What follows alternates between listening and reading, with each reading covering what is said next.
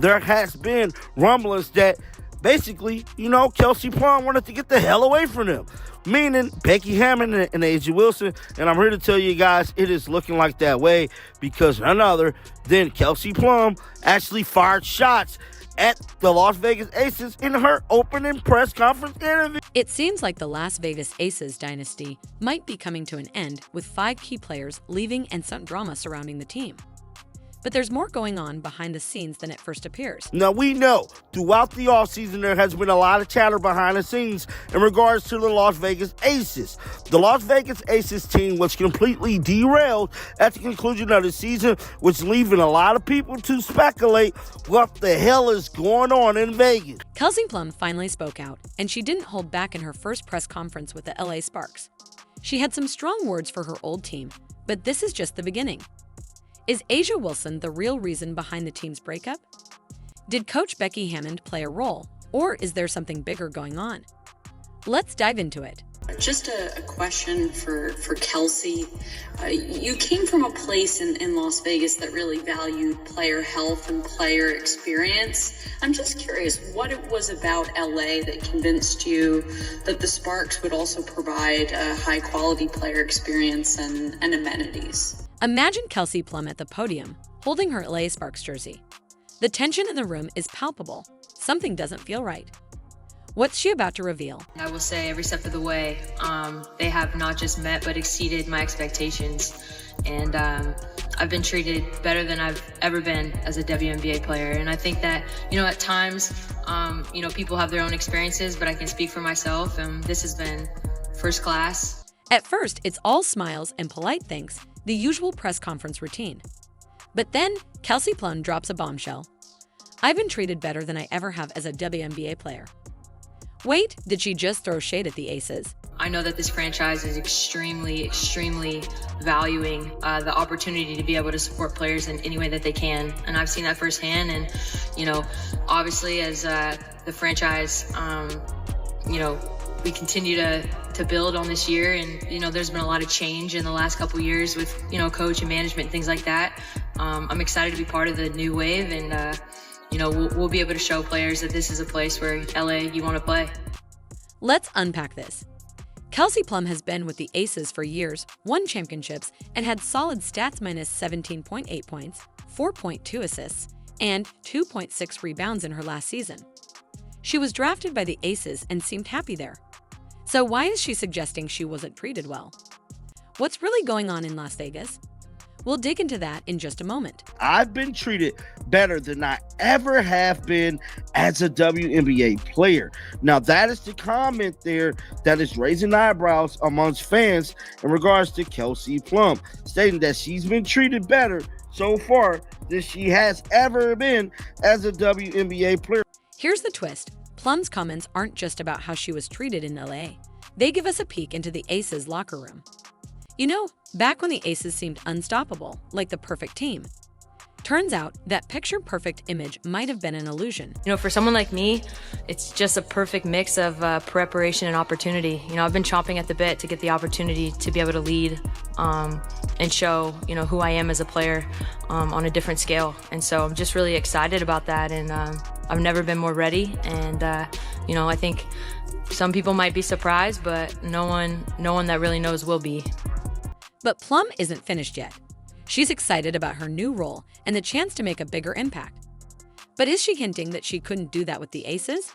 Was she being held back? She said it's always been leading by example, a level of consistency as a pro. These days, we get caught up in how we feel. It doesn't matter how you feel as a leader. You got to show up and lead. There's a level of competitiveness that has to be consistent every day. It's a culture. Other than that, just having fun. We all play better and enjoy ourselves when we're doing what we love to do. She's definitely sending subliminals back to Vegas, bro. The reactions on social media have been all over the place. Some fans are calling out Aces management, while others are excited for Plum's fresh start with the Sparks. One fan even threw some shade, saying Kelsey can now just focus on her own game instead of constantly bringing up someone winning unanimous MVP. Ouch, that was a clear jab at A'ja Wilson. I just feel like an overwhelming sense of love, I feel like open arms. I was actually in the airport this morning and I was just getting some water and the guy was like, "Go Sparks!" It's just, I feel that. So I'm excited about that because I really do feel like people have kind of already wrapped their arms around me. I haven't even played a game yet. Just the welcoming of my teammates and coach and Reagan and ownership, I feel very loved already. Plum's move to the Sparks is more than just switching teams. It's a big career shift. She's looking to reshape her role and make a bigger impact. It's almost like she's breaking away from something. But what exactly? Let's not forget, Plum is no ordinary player. She's an Olympic gold medalist and a WNBA champion. When someone of her talent says she needs a bigger stage to show what she's capable of, it's not just talk, it's a bold statement. And I'm so grateful to be reunited with Dee, to play with people like Cam and Rakia, and I can continue to go on the list. Here's the reality. Plum's comments aren't just about her. They're also calling attention to the Aces organization. What's really happening behind the scenes? It seems like players are feeling overlooked and held back. Plum's words have set things in motion, and now the fallout is unfolding. We're here to compete, so there's expectations to win right away. And I know for me, there is a level of intensity and work ethic that I do bring to the table, but really just I'm grateful for this opportunity to show that being one of the best players in the world and just taking this franchise back to where it's been and where it will continue to go. So again, I just want to thank ownership support, and really just means a lot that everyone's here, and it's a new day in LA, so we're gonna hoop. Remember when the Aces were the team everyone dreamed of joining? Players were even taking pay cuts just to get a shot at that championship ring. Well, those days are over. The Aces empire is falling apart quickly, like a house of cards in a Vegas windstorm. And guess what? You won't believe who's about to jump ship next. So, for all Aces fans, it's over. It's over. It's over. The reign of the Aces is over. I understand the shortest dynasty in the history of the sport of basketball. I've never heard of a dynasty that won 2 championships and then was done, because you're seeing all the ring-chasing free agents getting out of Vegas. After their surprising semifinals loss, Coach Becky Hammond said changes were on the way, but no one expected this. It's not just 1 or 2 players leaving, it's a full-on exodus, and now the Aces roster is looking full of holes like Swiss cheese. We have to get better. We have to really take a sharp look at ourselves, look ourselves in the mirror, see our shortcomings, and then, you got to make the moves necessary, whatever that means, to put the best product that we possibly can. It's not going to be the same group probably next year. It just won't. And I'm sad about that because I really like that group. They were a pain in my ass, but I was a pain in their ass too. Let's talk about Kate Martin. Remember her? The fan favorite and the young player who had Aces fans excited about the future. Well, the Aces left her unprotected in the expansion draft, and the Golden State Valkyries grabbed her up in a flash. Martin's thrilled about her new opportunity, saying, "I'm really excited for this new beginning and to build something from the ground up with the Valkyries." Ouch, Aces. That's about to hurt. I'm really excited. This league is all about opportunity, and, you just need one shot, right? And I am very thankful for the Aces and everything I got to learn there, but I'm really excited for this new beginning and to build something from the ground up here with the Valkyries. But that's not all. Sydney Colson, Wilson's bestie and the locker room spark, is heading to Indiana. Yep, Colson is joining the Fever, which means Wilson will be without her go-to teammate on the court. It's like watching the Aces team chemistry disappear right before our eyes. You mean to tell me that 2-time WNBA champion, the face of the God Dog League, okay? The Aces' main girl, right-hand man, Sydney Colson, is no longer returning to the Aces and is signing with the Indiana Fever? First of all, do the Fever even have any more roster spots open? How many folks are you guys going to sign? And if you thought that was tough, buckle up. Tiffany Hayes, the reigning WNBA Sixth Player of the Year, is also saying goodbye to Sin City. She's joining Kate Martin on the Valkyries, bringing her 9.5 points, 2.8 rebounds, and 2.1 assists per game with her. That's a huge blow to the Aces bench depth, folks. Then, of course, there is Tiffany Hayes, who, guys, Tiffany Hayes was not even supposed to be in the WNBA last season. She had actually retired in the offseason of 2024. And we're not done yet.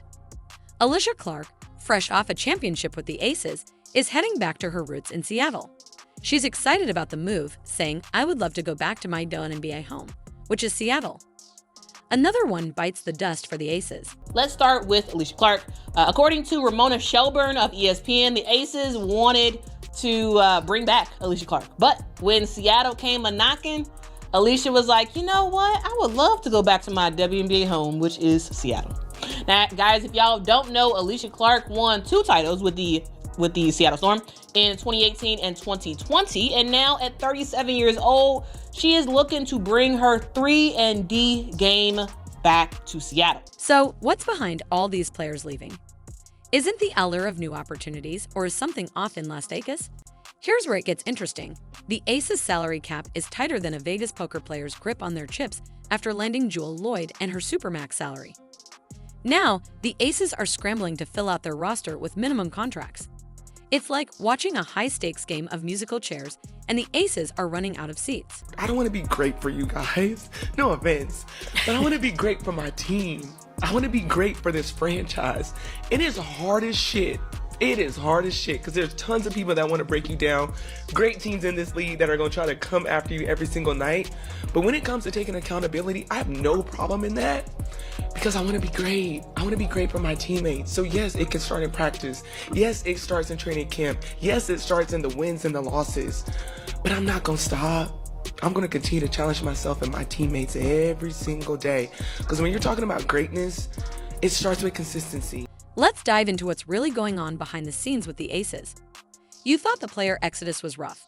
Hold on, because the front office drama is making those on-court problems look like nothing.